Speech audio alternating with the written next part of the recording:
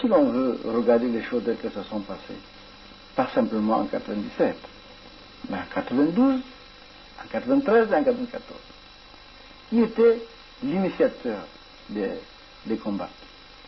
En 92, qu'est-ce qui se passe? M. Sassou est éliminé des élections dès le premier tour.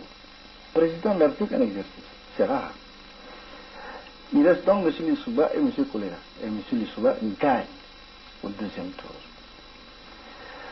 M. Sassou prétend que nous avons signé un accord avec lui, alors que moi, je me fais fort de dire qu'on s'était entendu sur 3 lignes pour dire, dès l'instant où le premier tour avait montré qu'il y avait que 2 candidats, M. Kolera et M. Lissouba, c'est M. Sassou qui a appelé M. Lissouba pour demander qu'il vienne avec lui pour lui donner un coup de main aux deuxième tour d'élection. M. Lissouba n'était pas demandeur. Je suis bien placé puisque j'étais à cet entretien. En réalité, M. Lissouba n'avait pas besoin du concours de M. Sassou, parce que dans le Nord déjà, au premier tour, M. Sassou n'a pas eu la majorité du Nord. Il a été battu, y compris dans le Nord. Donc il se réclame comme si le Nord était en dehors du Congo.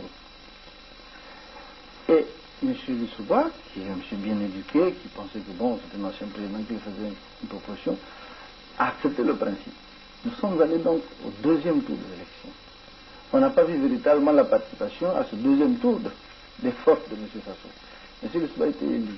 Mais M. Sassou a revendiqué la participation au gouvernement de pratiquement le tiers de ce qui allait être constitué.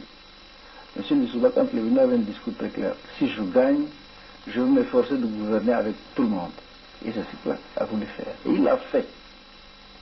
Et quand le président Lissouba a dit, mais puisque vous tenez tant à la majorité, maintenant que vous venez de renverser le gouvernement parce qu'il y a une motion de censure, que je viens de nommer un nouveau gouvernement que vous n'êtes pas du tout content, alors je dis sous l'Assemblée, on retourne devant le peuple, pour que finalement ils puissent vous conférer réellement la majorité.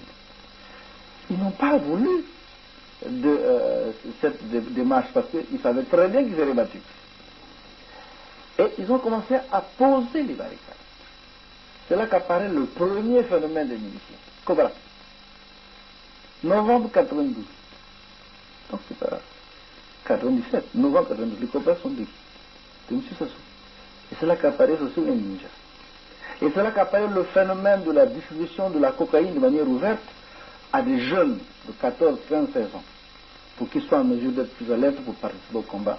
Évidemment, ils prennent des risques incalculables. Le Forum national pour la réconciliation, l'unité, la démocratie et la reconstruction du Congo qui s'ouvre ce jour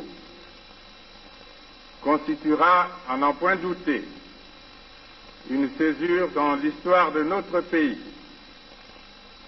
un moment de rupture dans la vie de notre peuple, en quête de modernité et de mieux-être. De toute façon, j'avais prévu tout ça. Nous ne sommes pas allés à ce forum, mais je dis c'est de l'amusement. C'est une mascarade, comme nous l'avons appelé. C'est une mise en scène, on connaît. J'ai toujours dit que c'était une cérémonie d'inauguration du renouveau monopartiste et dictatorial. La force de ce mouvement est que les commanditaires du génocide seront sanctionnés. Le peuple demandera, comme il a commencé au forum, demandera qu'il soit sanctionné et la justice suivra son cours. Nous avons eu, je crois, une espèce de forum, une mascarade qui a eu lieu à Brazzaville. Nous avons estimé que Sassou cherchait par cette occasion à légitimer le pouvoir qu'il venait de conquérir par les armes, après l'avoir perdu en 92 par les urnes. M. Sassou, qui n'est pas un repentant légal, qui ne dispose d'aucune légitimité, ne peut pas avoir qualité pour organiser ce forum. En tout cas, pas pour la réconciliation des Congolais. Il peut faire son forum du PCP, il veut le faire du PCP. Mais forum pour la réconciliation des Congolais, il n'en a pas la qualité.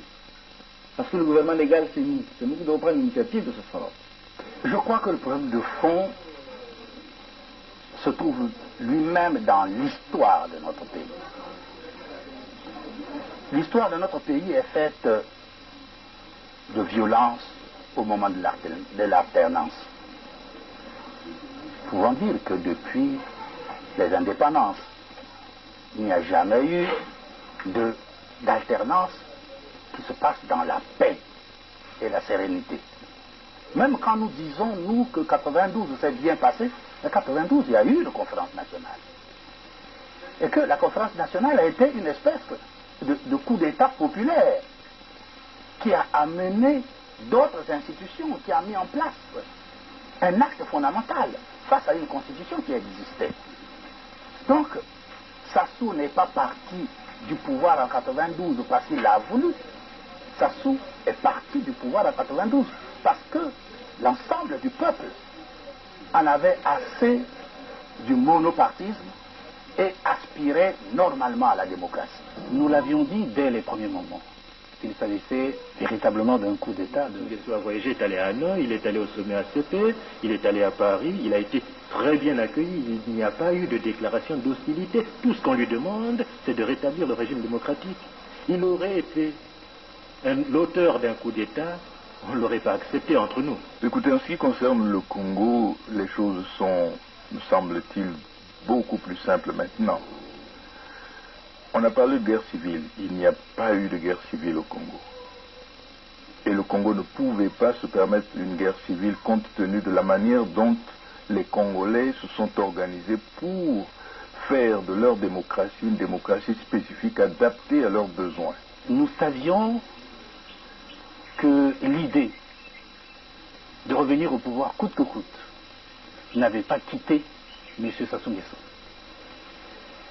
Il a, dans un premier temps, fait semblant de jouer le jeu de la démocratie, en laissant la conférence nationale se dérouler, en se présentant aux élections présidentielles, en acceptant sa défaite électorale. Mais en réalité, M. Sassou savait qu'il était extrêmement difficile, pour ne pas dire impossible, de revenir au pouvoir par la voie des urnes.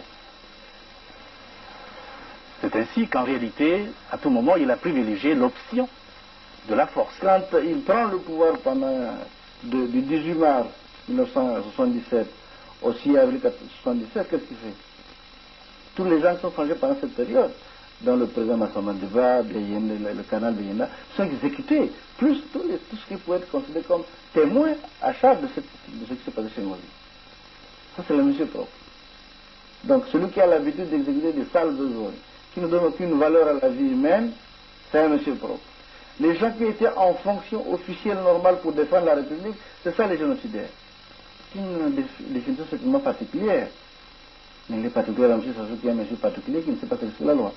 Lorsque la guerre s'est terminée, j'ai également déposé une plainte au nom de nombreuses parties civiles au tribunal de grande instance de Paris, dans le cadre d'une procédure qui est favorable aux associations qui se constituent partie civile.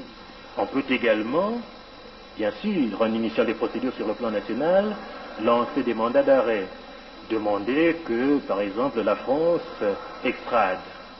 Mais au niveau du droit français, des procédures françaises, il y a aussi une autre manière de faire. La France, pour l'extrader, va devoir regarder ce qui se passe au Congo. Mais je rappelle que la France est signataire de la Convention européenne de sauvegarde des droits de l'homme et des libertés fondamentales. Et que cette convention a des dispositions interdisant l'extradition par un membre signataire de ces conventions d'un délinquant vers un pays où il risque des traitements inhumains, dégradants, bref, où il risque la peine de mort. Il ne faudrait pas qu'il y ait impunité. Ce que nous demandons, que les coupables, les complices, les principaux acteurs du génocide soient jugés. Ce n'est pas un secret qu'il y a ces éléments de l'armée angolaise qui sont dans le pays et qui nous ont apporté leur soutien dans la dernière phase de la guerre civile. Nous avons malgré tout une armée d'occupation. Il faut que ce soit la communauté internationale qui demande à l'Angola de partir, qui demande aux mercenaires de partir.